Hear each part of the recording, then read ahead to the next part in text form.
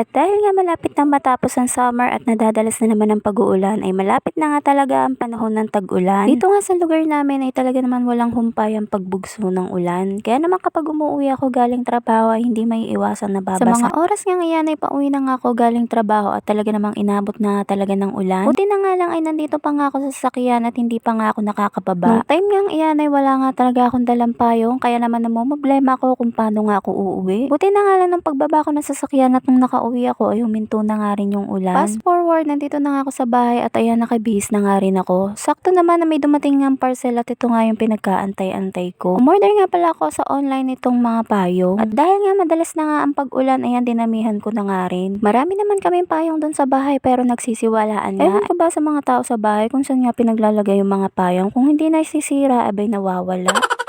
Binuksan ko na nga rin kaagad tong parcel at yan, dalawang klaseng kulay nga yung pinili ko. Ilang beses na nga rin ako nakaka-order sa shop na to kaya naman dito na lang din ako lagi nabili. Binuksan ko na rin isa-isa yung mga payong at tinignan ko nga kung may mga sira. So far, okay naman lahat ng na-receive ko at lahat goods naman. Dalawang klaseng kulay nga yung pinili ko, isang green at saka isang maroon. Nabili ko nga pala to ng buy one take one dahil nga naka-promo sale siya. Sakto nga at nag-flash sale lalo nga rin bumaba yung presyo. Marami nga iba't ibang design and color na pwede nyong pagpilian kapag nga bumili kayo. Perfect nga to ngayon lalo na tag-ulan. Syempre hindi lang siya tuwing tag-ulan pwedeng gamitin, pwede rin lalo na't mainit. Hindi nga rin tatagos yung araw dyan kapag ginagamit mo na nga siya. Kaya naman mga memers, wag mo nang pag-isipan kung bibili ka nito dahil kakailanganin mo nga rin ito. Kung ang hanap mo ay super affordable at saktong-sakto sa budget mo at napakaganda ng quality, umorder ka na nga rin dito sa pinag-orderan ko. Naka-buy one take one pa nga rin sila ngayon at kapag nga naka-flash sale siya ay nasa 127 pesos nga lang. Pero kapag hindi nga siya naka-flash sale o naka-promo ay nasa 155 nga siya. Hindi na nga rin masama dahil saktong-sakto nga lang din yun sa budget natin. Hindi na nga kayo lugi dahil everyday nyo nga siyang magagamit. Fast forward, ayan may dumating nga uling parcel. Parcel nga pala to ni Mal kaya naman binuksan ko na nga rin. Syempre inantay ko nga muna siya bago ko nga to buksan dahil hindi naman to sa akin. Umorder nga pala siya sa online ng single earbuds. Maganda na nga rin to dahil nga Bluetooth wireless earphone na nga rin siya. May kasama na nga rin siyang previous na finger coat. Tapos meron na nga rin siyang cord ng charger. At ito na nga yung pinaka-itsura ng earbuds na binili ni Mal. Nasa likod nga yung speaker niya at nasa tagiliran naman yung saksakan ng charger. At kung mapapansin nyo nga yung single earbuds na to ay walang kahit anong pindutan. Kapag nga gagamitin nyo nga siya, i-long press nyo nga lang yung style ng oval dyan. Siyempre buksan nyo na nga rin yung Bluetooth ninyo. At kapag nga ilalagay nyo na siya sa tenga nyo, ganyan nga yung pagkakabit niya. Nasa left side nga siya kapag ilalagay nyo siya sa tenga nyo. Kapag nga bibili kayo nito ay meron nga manual instruction doon na papel at sundin nyo na nga lang kung paano nyo siya gagamitin. Malakas nga yung sounds nito tapos matagal nga rin siyang malobat. Sobrang nakakagulat nga dahil nga hindi siya abot ng 60 pesos yung price nito. At kung bet nyo nga rin bumili ng ganitong single earbuds, Bluetooth wireless earphone, ay ililink ko na nga lang sa comment section para maka-order na nga rin kayo. At yan lang muna for today's mini vlog. See you on my next one. Bye!